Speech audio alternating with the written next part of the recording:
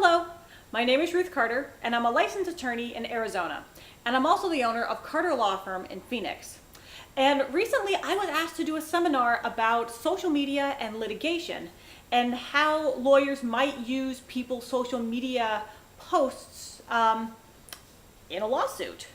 And so I started looking at some of my friends' Facebook postings to see what types of posts that they just put up there on a day-to-day basis that might be used in a case. Posts that show their mental state or how they're feeling. I had a friend who broke her foot and how it was making her tired.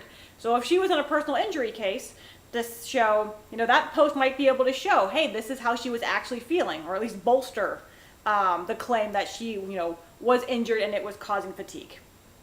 And then I came across a friend of mine's post. His name's Tyler. He's a prolific poster on all types of social media. And he put out a post not about himself, but about his neighbors. And that got me thinking, you don't just have to worry about what you are putting out there about yourself, but be aware that even though you may not be posting about your life, that other people might be. If, in this situation, Tyler was making a posting about his neighbors and what he was hearing through the wall.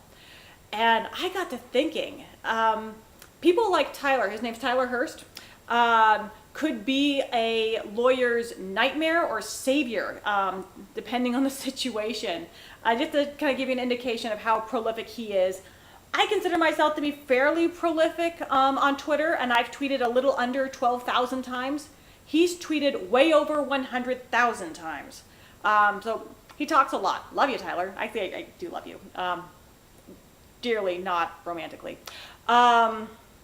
Anyway, so he talked about his neighbors, and that got me thinking, there could be a time when maybe you're not putting information out about what you're doing or what you're saying or where you're going, but other people might. And if a lawyer finds out about, your friends or neighbors who are tweeting and posting about you, they may call that person in as a witness. So just because your social media is clean doesn't mean that there's not information out there about you that you wish wasn't.